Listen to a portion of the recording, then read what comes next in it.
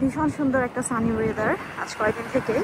অফিসে যাচ্ছি কিন্তু অফিস থেকে বের হতে হতে আবার অন্ধকার হয়ে যাবে। তো একদম বাসার কাছে বাস স্টপেজ, আমি সেখান থেকে বাসে উঠবো। আমার ব্যাক করতে করতে রাত 9টা 9:30 হয়ে যাবে।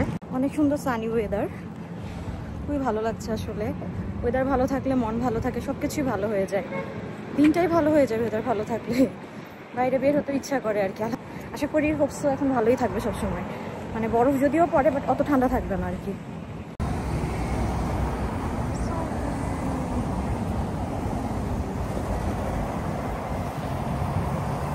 আমি রাস্তা পার হব, সেজন্য সিগন্যালের জন্য ওয়েট করছি। বাস স্টপ এসে রাস্তার পাশে চলে আসছি, বাসের জন্য ওয়েট করতেছি।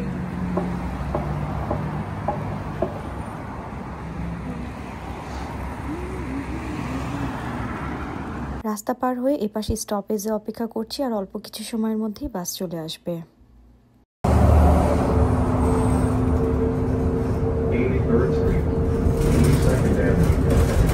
বাসে উঠে গেছি, আর আমার বাসা থেকে আমার জব লোকেশন খুব একটা বেশি দূরে নয়, একটা বাসে মাত্র আধা ঘন্টাতেই চলে যাওয়া যায়। সো আমার জন্য যাতায়াতটা খুবই কনভিনিয়েন্ট, এবং বাস স্টপেজের পাশেই আমার কিন্তু অফিস লোকেশন। বাস থেকে নেমে গেছি, এখন রাস্তা ক্রস করলে আমার ওয়ার্ক প্লেস। আমি এখন ওয়েট করছি সিগন্যালের জন্য। সিগন্যাল পড়ে গেছে, দে দৌড়। আসলে রাস্তাটা এত বড় আর সময় কম দেয়, দৌড়ানো ছাড়া কোনো উপায় নেই। বাংলাদেশের মতো বাসে গাদাগাদি করে এখানে আপনাকে উঠতে হবে না, ঠেলাঠেলি করে ড্রাইভারের হেল্পারের ধাক্কা টাক্কা দিয়ে বাস ঠিক মতো থামেও না, আবার সিঁড়ি বেয়ে। এখানে বাসগুলো জায়গা মতো ঠিকভাবে সুন্দর করে থামে, শুধু তাই না, এবং বাসগুলো কিন্তু আপ অ্যান্ড ডাউন হয়, মানে বাস স্টেশনে আসলে বাসগুলো আস্তে করে ডাউন হয়ে যায়। খুবই ক্লোজ একটা থেকে আরেকটা স্টেশন, কোনো জ্যাম নেই, তারপরও কত সুন্দর ডাউন হয়। ধাক্কা ধাক্কি এটা তো প্রশ্নই আসে না, স্লো ডাউন হবে, আবার সুন্দর করে আপনি উঠে যাওয়ার পর আপ হবে, মানে মেয়েদের জন্য কোনো অসুবিধা না। দ্যাটস ওয়াই আমার কাছে এটা খুবই ইজি মনে হচ্ছে। ঢাকায় যেখানে বাসে আমি প্রচণ্ড ভয় পেতাম, এখানে ভয়ের কোনো কারণই নাই, খুবই কনভিনিয়েন্ট। দৌড়াদৌড়ি হুড়োহুড়ি নেই, বাস এসে থামবে, আপনি সব কিছুই দেখতে পাবেন, বাস কখন কোথায় কাট পাঞ্চ করে উঠে যাবেন। কোনো দাঁড়িয়ে স্ট্যান্ড বাই এরকম কিছু নেই, মহিলাদেরকে দেখলে সিট ছেড়ে দেয় পুরুষরা। সো অনেক অনেক ইজি আসলে এখানে। অফিস থেকে ফিরে আবার এই যে রান্নাবান্না শুরু। তো আজকে একটু বাঙালিয়ানা খাবারই করব, ডাল ভাজি এরকম। তো বরবটি ভাজি করব। আসলে বরবটি তো রেডি টু কাট, কিন্তু আলু তো রেডি টু কাট থাকে না, সেই জন্য বরবটি ভাজির জন্য আলুটা টুকরো করে নিচ্ছি। এই কাটাকাটি এত বোরিং লাগে, কিন্তু কিছু করার নাই। আলু টমেটো এই দুটো জিনিস কেন জানি রেডি টু কাট পাওয়া যায় না। আই থিঙ্ক আলু মনে হয় ফ্রোজেন থাকলে ফোমের মতো হয়ে যায়, সেই জন্যই হতে পারে। সো আমি আলু কেটে নিচ্ছি। আর আজকে বাসায় আরিফ যেহেতু ছিল, আমাকে হেল্প করেছে টুকটাক যতটুকু পেরেছে।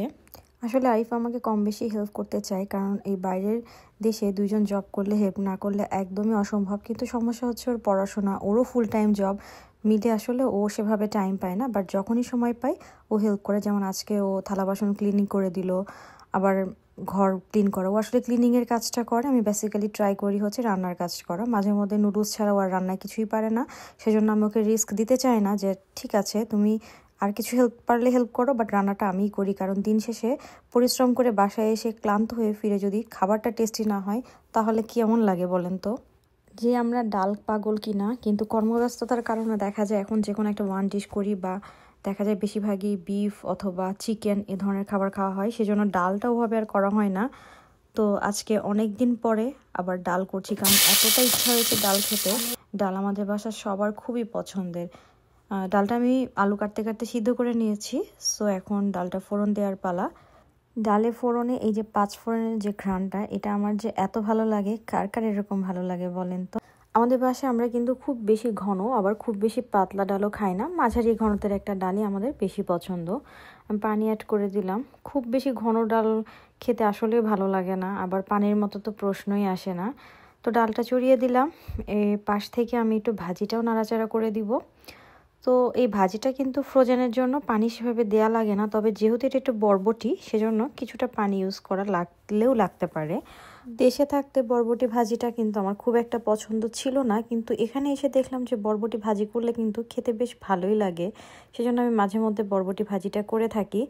আর যেহেতু রেডি টু কাটাকুটারও ঝামেলাটা কম, শুধু আলু কাটলেই হয়ে যায় যে কোনো ভাজির জন্য।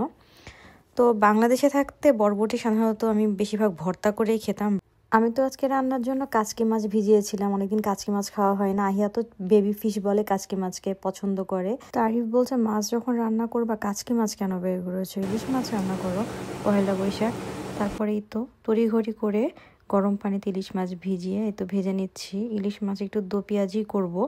আসলে শুধু ভাজি করলে তো হবে না, কর্মব্যস্তময় জীবন। ভাজি হয়তো আমি সেই একদিন খেতে পারবো, কিন্তু আমার রান্নাটা তো অ্যাটলিস্ট 2-3 দিনের জন্য করে রাখতে হবে।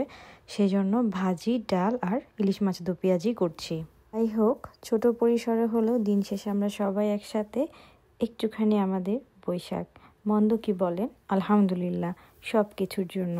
জানেন কি, জীবনে ব্যস্ত থাকতে পারা, নিজেকে ব্যস্ত রাখা, এটা আল্লাহ পাকের এক বিশেষ নিয়ামত, যে নিয়ামতটা আসলে বলে বোঝানোর মতো না। আলহামদুলিল্লাহ। তো এদিক থেকে রান্না বাড়া করতে করতে আমরা ভীষণ টায়ার্ড হয়ে গেছি। আরিফ একটু তরমুজ কাটলো। সেদিনে তরমুজটা একদমই ছোট্ট একটা তরমুজ 750 টাকা দিয়ে আমরা নিয়েছিলাম।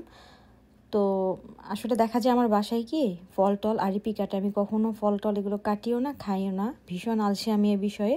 সো আরিফ কাটলে একটু খাওয়া হয়।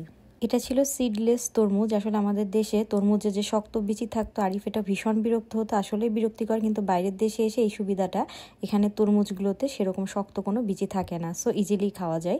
তো তরমুজটা অ্যাভারেজ ছিল, আসলে খুব একটা ভালো লাগেনি আমার কাছে।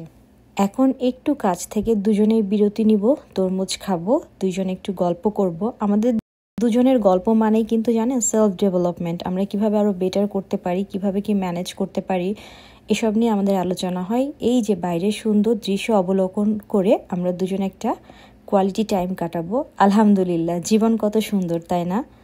সব কিছুর জন্য মহান সৃষ্টিকর্তার কাছে লাখো শুক্রিয়া। বৈশাখ মানেই বাঙালির 1 টুকরো পেঁয়াজ, 2 টুকরো কাঁচামরিচ, সাথে থাকা চাই কিন্তু অবশ্যই লবণ। আজ না হয় লবণ না বলে খাঁটি বাঙালির মতো নুনি বলি। আর একটা জিনিস থাকা চাই, সেটা হচ্ছে 1 টুকরো ইলিশ। মাছে ভাতে বাঙালি বলে কথা। ভাত না হলে কি জমে বলেন? আরে ভাত কিন্তু যেন তেন ভাত নয়, একদম পান্তা ভাত। গরম গরম ভাতে ঠান্ডা ঠান্ডা পানি, সহজ পান্তা রেসিপি। সেই সাথে লাগবে ছিটে ফুটে নুন, 1 টুকরো পেঁয়াজ, 1টা কাঁচামরিচ, সাথে চাই 1 টুকরো ইলিশ মাছ।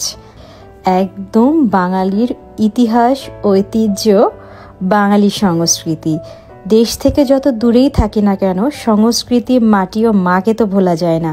সবাইকে বাংলা নববর্ষের অনেক অনেক শুভেচ্ছা।